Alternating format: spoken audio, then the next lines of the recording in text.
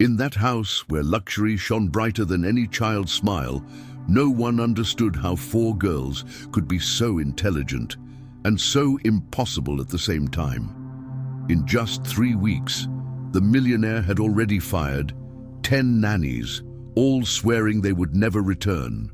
But everything changed one quiet afternoon when he opened the bedroom door and froze. His 4 daughters, the same ones who destroyed toys, scared nannies, and lived locked in their own rebellion, were lying on the bed, laughing, hugging, and completely surrendered, in the arms of the simplest maid in the house. He had never seen anything like it. No one had. And when she looked up, holding the children as if they were her own, the millionaire realized that the woman he could barely see was, in fact, the only person who had seen their hearts. Before we delve into this amazing story, tell me which city and state you're watching from. Leave a comment and I'll reply with gratitude. And while you're at it, subscribe to the channel, turn on notifications, and like this video. We want to share more stories like this. In that mansion, where everything seemed to function like a business, not a home, the routine began every day with the same sound: the hurried heels of someone descending the stairs towards the exit, clutching a small suitcase, eyes brimming with tears and a determined heart. Another nanny leaving. In just 3 weeks, 10 women had crossed the front door, promising never to return, all carrying the same tired expression and the same phrase stuck in their throats. Your daughters don't need a nanny, they need someone you're not being. The millionaire, however, refused to hear this kind of truth. For him, everything was simple. If she couldn't handle it, she was fired. He repeated, almost like a mantra, that he was only protecting the environment for his daughters, but what no one said aloud was that he was, in fact, protecting his own ego. The more nannies quit, the more convinced he became that the problem wasn't emotional, but one of competence. He saw the 4 girls as a management challenge, not as 4 hearts marked by an absence no one dared touch. Their mother, who had left too soon, leaving a void that money couldn't fill. The eldest, 11 years old, had already learned to build walls with irony. The second 9 transformed resentment into rebellion. The 7-year-old lived in her own world, where everything was a way to test limits. And the youngest, 5, silently followed her sisters, repeating behaviors she didn't even understand, but which made her feel part of something. Together, the 4 were known by the employees as a miniature hurricane, and no one dared to be alone with them for long. It was in this setting of gilded chaos, where the marble gleamed, but the children's eyes did not, that the new maid entered almost unnoticed. She didn't arrive with an impeccable resume, nor with a recommendation from an expensive agency. She arrived at the insistence of a long-time employee who knew her story and knew that behind those simple clothes and discreet smile, there was a woman who carried more experience of pain and love than any diploma could prove. She was hired to take care of the house, cleaning, organizing, washing, ironing, no childcare. That area was a high-turnover resource, as the millionaire himself said, half jokingly, half truthfully. On her first day, she arrived before sunrise, crossing the gate with a small suitcase and a silent courage. She looked at the size of the mansion and felt a chill in her stomach, but not from fear of wealth, from responsibility. She knew that when a house is too big on the outside, it's usually because inside there are voids that no one wants to face. While mopping the living room floor, she heard shouts coming from upstairs. Laughter mixed with the sound of things falling, doors slamming, someone crying and someone telling her to be quiet. She didn't need to ask who they were. Soon, one of the newest nannies came running down the stairs, her hair in a messy bun, her face red, her breathing rapid. She was carrying a backpack and had a resignation letter ready on the tip of her tongue. The new maid just watched in silence, like someone witnessing a scene that has been repeating itself for years. The millionaire appeared right behind her, tense, with the phone in his hand and his patience exhausted. In a few minutes, another nanny crossed the threshold towards the gate, and the mental count of "fired in record time" increased. The maid, with the bucket in her hand, thought to herself that there was no shortage of professionals there. What was lacking was someone willing to listen to what those children were shouting without words. And while everyone else saw behavioral problems in them, she began to see, in the small traces scattered around the house, that the real problem was one of the heart. During the first few mornings, the house seemed to breathe a sigh of relief, realizing that, for the first time in weeks, no one was being fired or asking to leave in a hurry. The new maid moved through the rooms with a lightness that contrasted with the emotional weight of that mansion. She didn't try to interfere in the girls' lives, nor did she try to impose limits on them. But there was something in her attentive silence, in her calm way of being, that caught the attention of all four. While scrubbing the floor or folding clothes, she observed them out of the corner of her eye, noticing details that no one else saw. The eldest gritted her teeth when trying to hide her tears.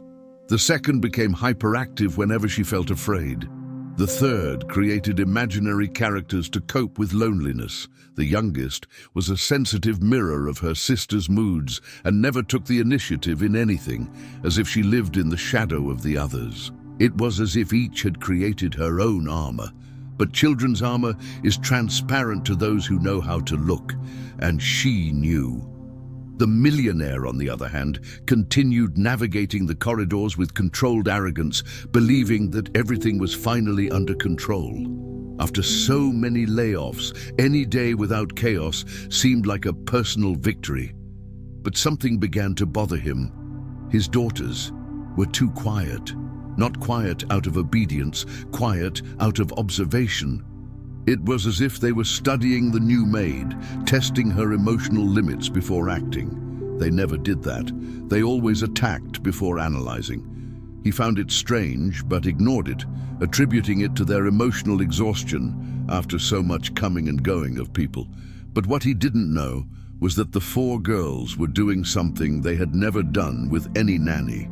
They were admiring. In the days that followed, they began to appear in the kitchen in the mornings, always at the times they knew the maid would be there. The oldest would go downstairs to drink water, but would stand there watching the woman prepare the bucket with detergent. The second would pretend she needed tape, but would end up asking how she folded towels so straight. The third would sit on the floor and stay close to her without saying anything, just following her movements. The youngest, however, would begin to tug at the hem of the maid's apron, as if it were an anchor connecting her to something safe, something she had never felt before. The maid didn't force conversation. She didn't fill the silence in an intrusive way. She simply existed, present, attentive, and her presence was so steady that the girls, for the first time since losing their mother, felt they could breathe without fear. The staff noticed. The housekeeper noticed. Even the chauffeur noticed. Only the millionaire was too blind to see. He saw the house functioning, but he didn't see her heart beginning to react. It was on a Tuesday, in the middle of the afternoon, that the first major turning point occurred. And it was so unexpected that it spread through the mansion like a whisper. The maid was changing the sheets in the shared bedroom of the two middle children when she heard muffled sobs coming from the corner. The third child, the one who lived in her own world, was huddled under the desk, hidden, trembling. The woman approached carefully, kneeling on the floor as if to match the height of the child's pain. "What are you hiding from?" he asked in a soft voice. The girl lifted her face, her eyes red, and whispered, "Today is Mum's birthday." The maid felt the impact of those words pierce her chest like a silent lightning bolt. No one had said anything about dates, parties, party favors. It was a taboo subject, but the children remembered, and remembering without having anywhere to put the feeling hurts more than forgetting. She didn't say, "Everything will be all right." She didn't say, "Don't cry." Instead, she opened her arms, offering a hug that the girl accepted without hesitation. The child cried softly on her shoulder, as if she had finally found a safe place to pour out what she had held back for so long. The maid simply smoothed her hair, murmuring, "I know. It really hurts. It might hurt here with me." At that moment, the second sister opened the bedroom door and froze at the sight. Instead of mocking, as she always did when one of her sisters cried, she simply approached, carefully, as if touching a crystal. She sat down beside her and rested her head on the maid's shoulder. The eldest sister followed soon after, drawn by an inexplicable instinct, and sat down on the floor as well. The youngest, seeing the movement, ran and threw herself into the maid's lap, hugging her waist tightly. It was an improbable scene. Impossible even. 4 girls who never allowed anyone to get close were there, gathered around a woman who hadn't studied pedagogy, psychology, or childcare methods. She simply had what they needed most, a willing heart. At that moment, the bedroom door opened again, and this time, the millionaire appeared. He entered ready to reprimand whoever was making noise, but froze at the sight. 4 girls huddled together with the maid, like puppies clinging to the only source of warmth they could find in the cold. The millionaire's gaze swept between the faces of his daughters, the woman in the center, and the emotional turmoil settling in his chest. He was used to seeing his daughters fighting, running around, breaking things, but he had never seen them together, united, calm, vulnerable. "What's going on here?" he asked, but his voice didn't come out as firm as he had hoped. The maid slowly raised her gaze. There was no fear, there was no shame, there was respect, there was courage. "They just needed to be seen," he replied with disarming simplicity. The phrase hit the millionaire like an invisible slap. Before he could answer, the 4 girls stood up at the same time and, as if rehearsed, stepped in front of the maid, forming a kind of barrier. The oldest crossed her arms. The second planted her feet firmly. The third held onto her apron. The youngest gripped her hand tightly. "Don't fire her," said the younger girl, her voice trembling. "We like her," the second one added. "She's the only one who isn't afraid of us," the third one whispered. And the eldest, with the courage that only springs from accumulated pain, uttered a phrase that pierced the millionaire like a knife. "She's the only one who seems like a mother." The silence that fell over the room was so profound that the millionaire felt his stomach churn. The 4 girls stared at him with tears, but also with determination. It was as if they were making for the first time the request they had never had the strength to make. And there, at that moment, the millionaire realized that the house he thought he controlled was, in fact, crumbling. And the only person holding up the cracks with her own hands was the maid. The woman he never imagined would make a difference. And that awareness, powerful, unexpected, transformative, would be just the beginning of what was about to happen. The millionaire stood motionless before a scene he never imagined witnessing. It was as if the walls of that mansion, accustomed to cold, disciplined silence, had finally shattered. His daughters, always armed with rebellion and chaos, stood before him, vulnerable, united, defending someone who wasn't part of the planned routines or hiring spreadsheets, someone simple, with hands marked by work, but with a heart capable of the impossible, touching all 4 at once. He tried to speak, but his throat closed up. What authority did he have to decide anything at that moment when his own daughters had just exposed a truth he had been denying for years? They weren't asking for toys, trips, or privileges. They weren't asking for permission, schedules, or gifts. They were asking for acceptance, asking for the presence of someone who, in a few weeks, had seen more than he had been able to see in years. And that hurt him in a way that wasn't physical pain. It was a pang of conscience. The maid, sensing the silent conflict in his eyes, neither pushed the children away nor defended herself. She simply remained there, calm, holding their trembling little hands. She knew she wasn't to blame, but she also knew she was treading on delicate emotional ground. The loss of their mother had left the girls broken inside, and he had tried to fix it with rules, nannies, routines, and money. She recognized this kind of pain because she knew the sound of a home trying to function without affection. She knew it all too well. The millionaire took a deep breath, trying to regain control of the situation, but realized with brutal honesty that there was no control left to regain. The household had made a decision without him. His daughters had chosen, and he, for the first time, was facing a truth he could neither buy nor negotiate nor impose. He began, but his voice cracked. The older woman's face hardened, as if she were ready to fight for that woman to the bitter end. "If you send her away, we'll leave too," she said firmly, with the courage typical of someone who carries too many responsibilities for their age. He felt the world spin. The second one, with tears in her eyes, added, "We can't take losing everyone anymore." The third one timidly murmured, "She's the only one who gives real hugs." And the youngest, holding the maid's hand with all the strength she possessed in her small body, said, "She doesn't yell. She understands." Those simple, childlike words struck the millionaire like a lightning bolt. He realized that he had never, at any point, truly asked his daughters how they felt. He had never stopped to listen to them. He was so busy trying to keep life going, trying to survive his own pain, that he had forgotten the most essential thing. His daughters were also trying to survive. He sank slowly into the armchair in the room, feeling the weight of years falling on his shoulders.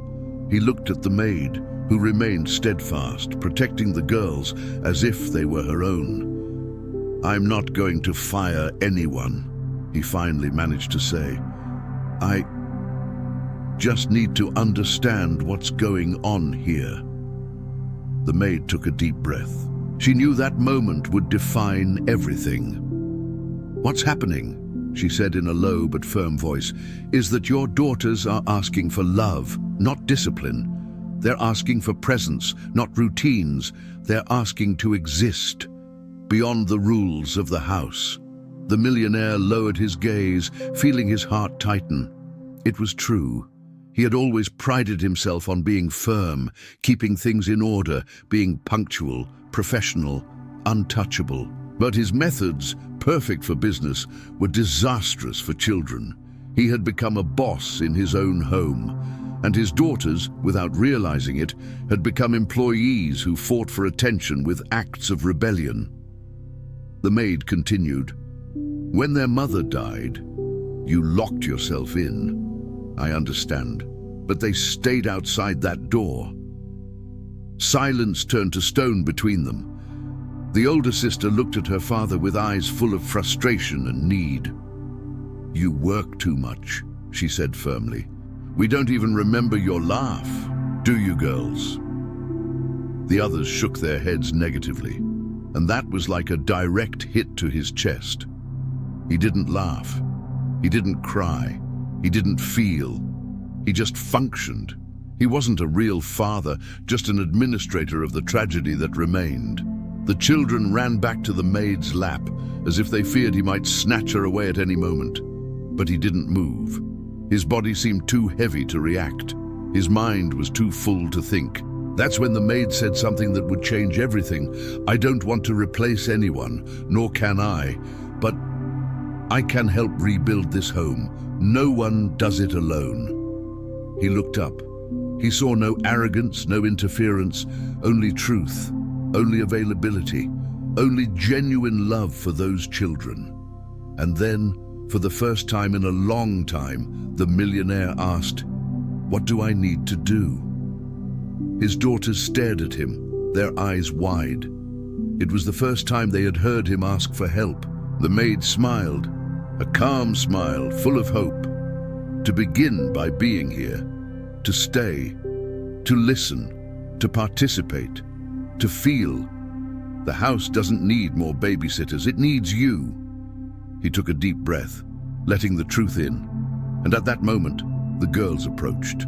The oldest took a hesitant step, then another, until she was standing before him. And in a shy gesture that broke down all his defenses, she opened her arms and hugged him, something that hadn't happened since her mother's funeral. The other three followed, forming a huddle of small arms, stifled sobs and short breaths. The millionaire, overcome by a sob he couldn't remember the last time he felt it, wrapped his daughters tightly in his arms, squeezing them as if trying to recover all the lost years. The maid watched, silent tears streaming down her face. They weren't her blood relatives, but her heart intertwined with theirs, as if they were.